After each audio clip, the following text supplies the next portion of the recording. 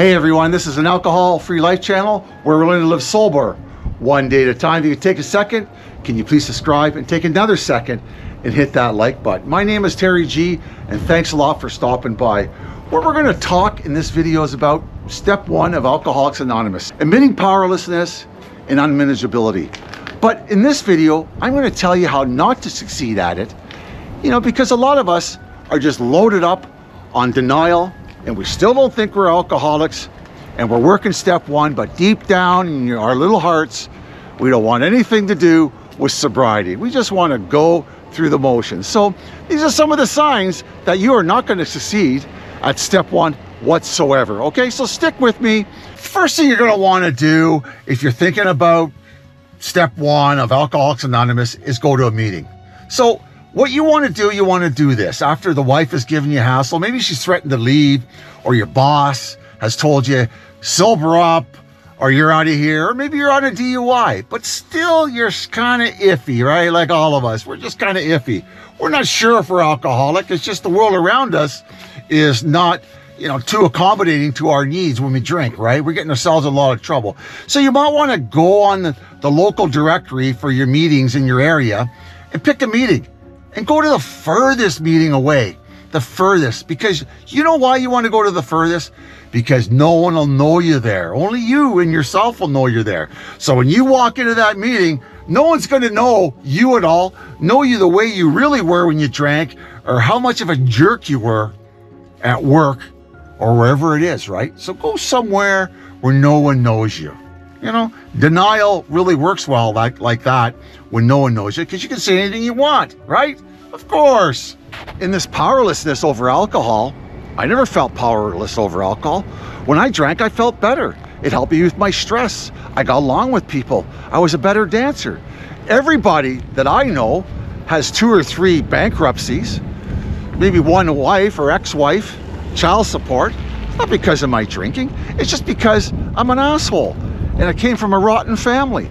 And that's just the way it is. It's not that I drink daily. Booze helps me with my anxiety. It helps me with my depression. It's always been my best friend. It really has. Powerlessness, that's ridiculous. How can something that helps me through my life, helps me cope, and I'm powerless? What a joke. In this unmanageability, what a bunch of crap that is. Our lives have become unmanageable. If it wasn't for the government, I'd be able to pay for things. Inflation in this country is outrageous. And no rent control here in Ontario, so I can barely pay rent for one room. One room in Ontario now is like $700. How do you pay that plus child support? Going to court, and the judge tells me that I have to pay child support because I was abusive. Well, it takes 2 people in a relationship to be abusive. I wasn't the only one abusive. I really wasn't. It pisses me off, these people. My life is not unmanageable. It's not. I'm doing the best I can on a daily basis. I need a drink to calm me down. Life in general is not too bad for a guy who was brought up like me. My dad wasn't too good. My mother was absent. I'm doing the best I can to what I have to work with. Unmanageability, you guys got it wrong. If those people would just get off my back and people would just leave me alone, I'd be okay. But they don't want to leave me alone. They're always on my case. They're telling me to be more responsible.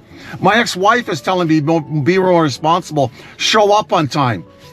I'm doing the best I can, people. I really am. My life is not unmanageable. So if you think that unmanageability part of that step is true, get off my case.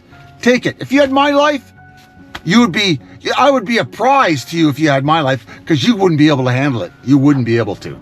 Not whatsoever. Powerlessness to me only means weakness. I am not weak when it comes to drinking. I can choose to drink a little bit, or I can choose to drink a lot. I am not powerless over alcohol. It is a weakness in life to make you powerless over anything. It really is. What I do is I take a few drinks after work because I'm stressed out, and I just push through it. I push through all the problems, the powerlessness, the unmanageability. It's me. I need to change me inside, and I can do that through self-help books. I can do that just relying on myself. I don't need anybody in my life to help me with my drinking. I'm doing fine. So when it comes to step one in AA, or any step one, whatever you want to talk about, life is powerlessness, we're unmanageable, that's for the birds. That's for the weak people, and that's for the people who just cannot handle their alcohol and have a life that is perfect like mine. The reality of it is, quitting alcohol is a big decision. It really is for a lot of us, even me. I was powerless over alcohol and my life sure in hell became unmanageable. But making a decision to quit drinking and to do something about my life was gigantic. Alcohol seeped into every nook and cranny of my life. I never did anything without a little buzz on towards the end. I was a full-blown alcoholic by the age of 18 years old, and I didn't quit till I was 30. So I had a lot of years of power drinking and a lot of time to destroy my life. But I'm going to tell you something.